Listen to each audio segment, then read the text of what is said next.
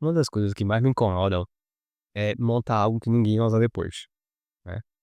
No fim das contas, eu acho que todo mundo aqui, né, que tá assistindo esse canal, a gente quer ser útil, né, a gente quer que a gente controle as coisas e as coisas tenham impacto na sociedade, né. Óbvio que dinheiro é importante, porque a gente quer dar uma condição melhor para nossos filhos, realizar nossos desejos, nossos sonhos. Mas eu acho que o propósito de você construir algo, assim, maior e você: "Poxa, que massa, né. Olha, aquilo tá rodando e fui eu que fiz, etcétera, tal". Eu acho que isso aqui é algo muito gratificante. E meu jogo mudou muito, né, quando eu percebi que um erro que eu cometia era ficar muito preso, né, na arquitetura, em codar o sistema, etcétera, e não no problema real do cliente. Porque o problema em si é descobrir qual é o problema, né. Meu jogo mudou quando eu comecei a estudar mais técnicas sistematizadas, estruturas de como encontrar esses problemas dos clientes. Eu fiz aqui no canal, né, esse vídeo mostrando como é o script passo a passo para você entrevistar, né, uma pessoa para tentar descobrir quais são os problemas que ela tem para você construir uma solução, seja uma mentoria, uma consultoria, um software, um SaaS, para resolver o problema dele. Eu vou compartilhar contigo hoje o perfil das pessoas melhores para você conversar e identificar esses problemas e mostrar também como não fazer, né, ou seja, mostrar meus erros e meus acertos nessa jornada. Então se senta bem confortável, pega papel e caneta, que tem coisa para anotar e vamos para o vídeo. Montar seu produto ou seu serviço é a parte mais fácil, né, de fazer. Difícil achar qual é o problema real. Então a gente precisa descobrir, né, quem são as pessoas que a gente vai conversar e saber o que perguntar. Aqui eu dividi esse vídeo em 2 etapas, né, que é como fazer as perguntas e qual é o tipo de perfil de pessoa que você vai fazer essas perguntas. Então, vamos para a primeira parte do vídeo, né. Antes de falar qual é o jeito correto, né, qual é o jeito mais estratégico de fazer, deixa eu mostrar como não fazer, que é muito comum, né. Geralmente quando as pessoas querem procurar nessa parte de discovery, de procurar saber qual o problema que os clientes têm, geralmente fazem de 3 formas. A primeira é fazer um survey, né, um questionário. Essa é uma ideia bem ruim. Por quê? Quando você faz um questionário, você está partindo do suposto que você sabe quais são as perguntas que você deveria fazer. Só que quando você está nessa parte de descobrimento, né, de entender o problema, você não sabe qual é o problema. Você está ainda querendo pegar insight, formulando hipótese. Ou seja, nessa parte, o mais complexo é descobrir o que você não sabe que não sabe, né? Porque vão ter coisas que você vai olhar e você vai, ah, não, era por aqui. Mas o grande X da questão, aquilo que vai fazer o seu produto ser útil de verdade, é essa parte. Ah, eu não sabia que a pessoa precisava daquilo. Ou seja, a parte que não sabe é onde está o ouro para você construir o seu produto. Outra coisa ruim também é porque quando você faz as perguntas, você pode induzir as pessoas a responderem algum dos itens e criar um falso positivo. Ou seja, dentro das opções limitadas que você botou no questionário, vamos dizer que as pessoas começam a responder muito essa. Você vai ter um falso positivo achando que esse é o real problema. E aí tu vai gastar tempo, dinheiro, né, time, pessoas para poder montar algo, mas não necessariamente é o problema real. É das opções que você idealizou na sua cabeça. Daquelas opções, essa é a que pareceu ser mais relevante para eles.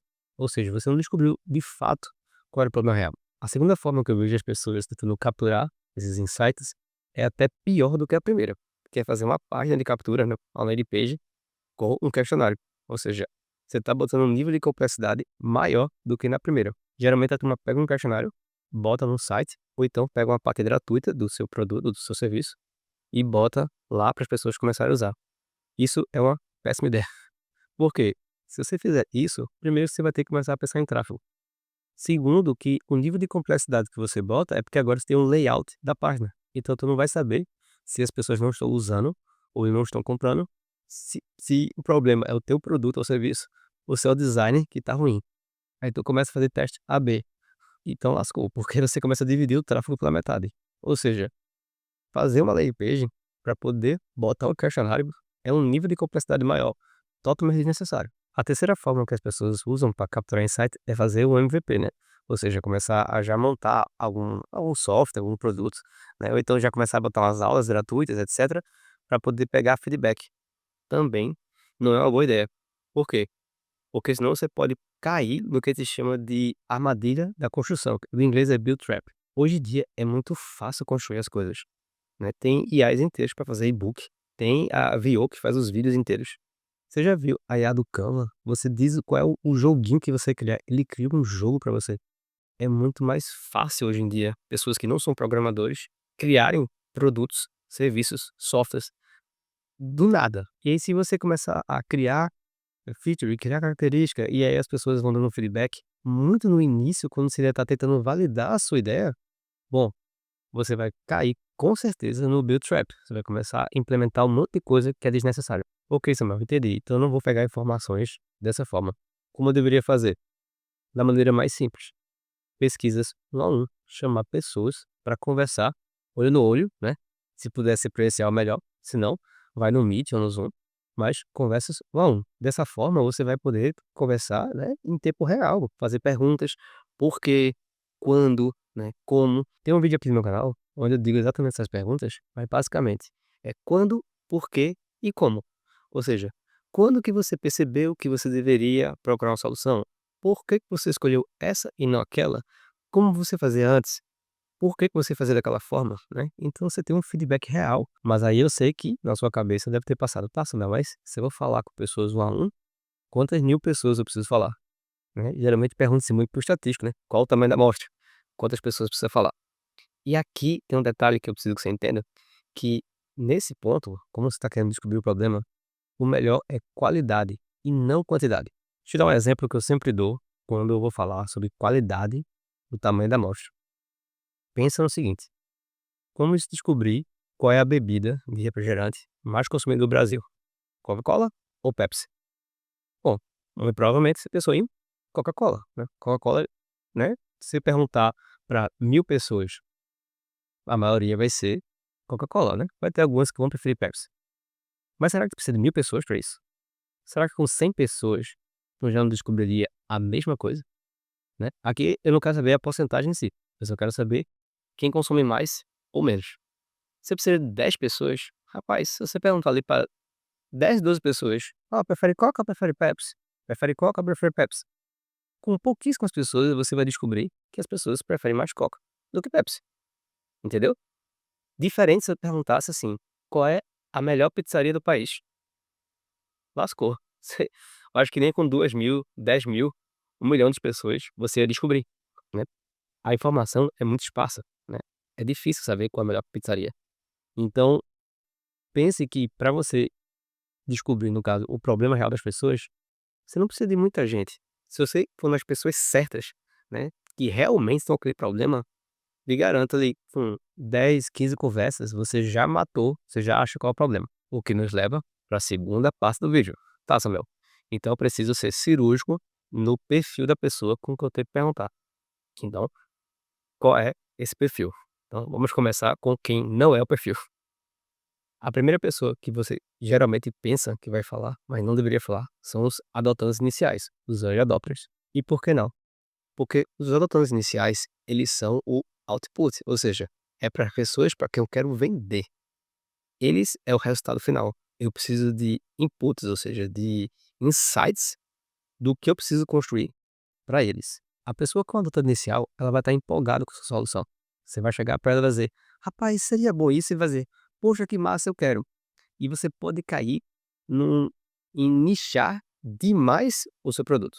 Não é ruim nichar, na verdade é muito bom que você niche o seu produto. O problema é você nichar demais.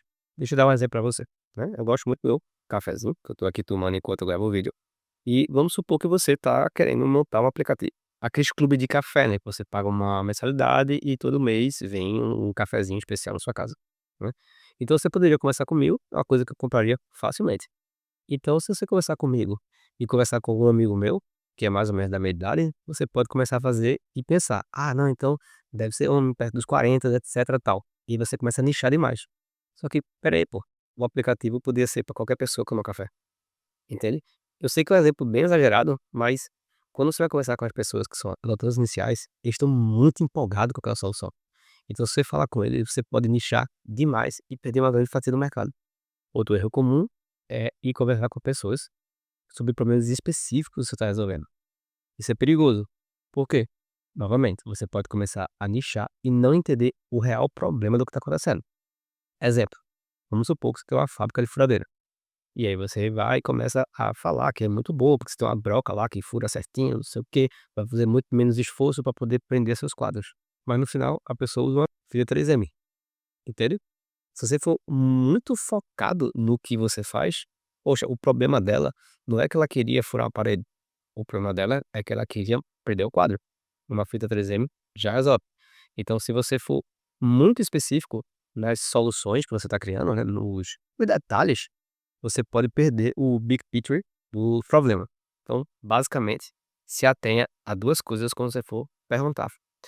Qual o desejo que ela tem em resolver aquele problema e qual é a tarefa específica que ela precisa. Quanto menos você falar das características, dos benefícios do que a sua solução vai criar, melhor. Foque em descobrir desejo e qual é a tarefa que ela realmente está fazendo. E o último erro bem comum que as pessoas fazem quando vão entrevistar é procurar quem está procurando ou que está comprando algo parecido com o que você está vendendo, né? Também pode parecer uma ótima ideia no início, mas não é. A pessoa que ainda está procurando o que vai comprar, ela está procurando. Pode ser que ela nem compre. Então, quando você vai falar com ela, né, e começar a fazer as perguntas, né, para poder ver se faz sentido os problemas, ela nem sabe qual é o problema dela ainda, porque ela ainda está pesquisando, ela está perdida ainda. Ou seja, não é uma boa ideia você ir lá falar com a pessoa na hora que ela está tentando descobrir o que é que ela quer, ela está testando uma coisa ou outra. Tá, Samuel, eu entendi. Então, qual é o perfil de pessoa que eu deveria perguntar? Você vai perguntar para as pessoas que acabaram de comprar alguma solução alternativa da sua. Mas, Samuel, se elas já compraram algo semelhante, elas não vão comprar de mim. Exatamente, elas não vão comprar ainda. Mas ela vai ter na memória muito fresca qual foi o caminho de decisão que ela teve para comprar uma solução alternativa. E aí você consegue pegar o histórico inteiro, entende? Lembre-se, você quer vender para os adotantes iniciais. Essa pessoa, ela já comprou. Então você consegue perguntar: "Olha, quando é que você teve a ideia de comprar isso? Por que que você comprou isso? Por que você comprou esse e não comprou aquele? Qual foram as outras opções que você viu no mercado? Se você fez isso, por que você não tentou aquilo? Daquilo que você comprou agora, o que você mais gostou? Ou o que você não gostou? Daquele que você não comprou, tinha alguma coisa que você gostou, mas ficou com dúvida? Será que tem algo que você não gostou e por isso você não escolheu?" Entende? Você consegue ver toda a jornada e isso é muito valioso. E é com isso que você vai montar a oferta para os seus adotantes iniciais. Bem, pessoal, espero que tenham gostado do vídeo, tenha sido útil. Se estiver precisando de ajuda para poder fazer esse roadmap, né? Meus contatos na descrição, é só falar comigo. Se inscreva no canal, se não for inscrito, né? Deixa aquele gostei, compartilhe nas suas redes sociais, isso aqui ajuda bastante para o meu trabalho. Muito obrigado, até a próxima.